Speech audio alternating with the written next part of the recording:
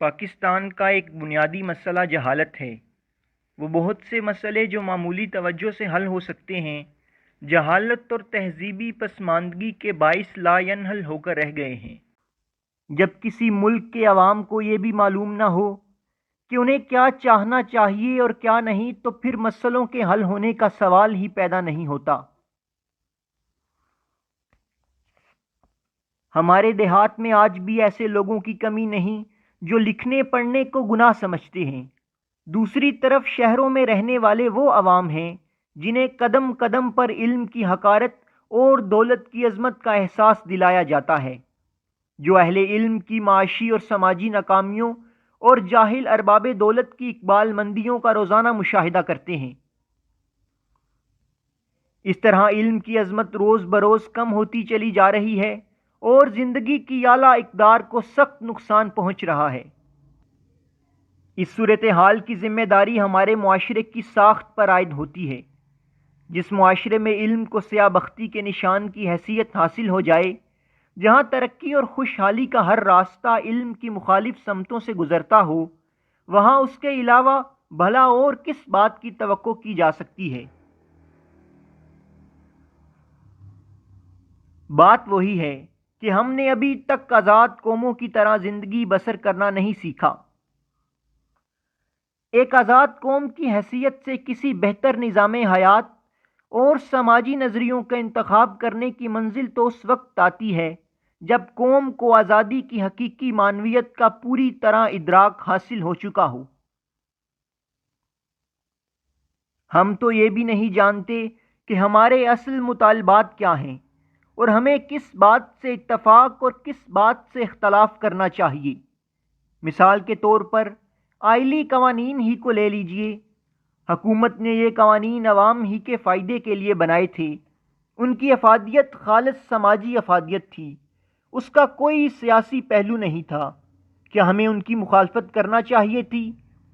لیکن ہم نے ان کی مخالفت کی اور قرآن و حدیث کے حوالے دینا شروع کر دیے۔ اگر سماجی اونچ نیچ اور معاشی ناہمواری کا گلہ کیا جائے تو خود ہمارے فاقہ کش اور فلاکت زدہ عوام اس کی مخالفت شروع کر دیں گے اور کہیں گے کہ یہ اللہ کی مشیت ہے، اس نے بعض کو بعض پر فضیلت دی ہے۔ بتائیے اس کا جواب کیا دیا جا سکتا ہے؟ لیکن وہ بیچارے بے قصور ہیں۔ سارا قصور ان کی جہالت کا ہے۔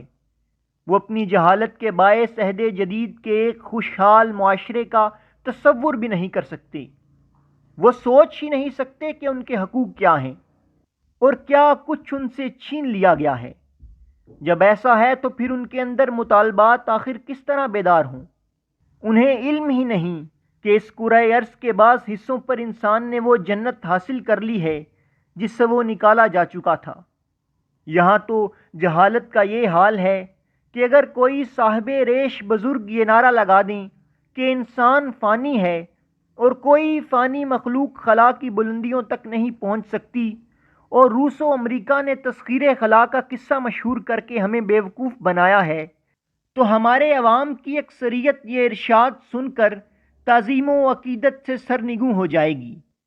صنعتی اور سائنسی ترقیوں کی دشمنی اور بدخواہی ہماری رگوں میں خون کی طرح دوڑتی ہے۔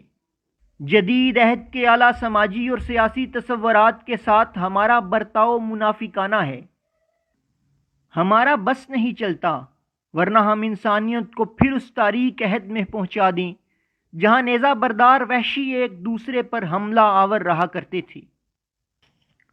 ہمارا روشن خیال اور جدیدیت پسند طبقہ ان افراد سے عبارت ہے جو قدامت پسندی اور رجعت پسندی کی تائید میں دلیلیں فراہم کرنے کا کاروبار کرتے ہیں۔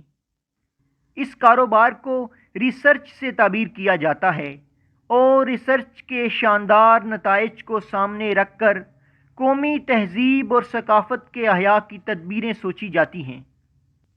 لیکن ایسی تدبیریں سوچنے کی اجازت وہی معاشرہ دے سکتا ہے جو مادی اور ذہنی طور پر حیوانی سطح پر زندگی بسر کر رہا ہو۔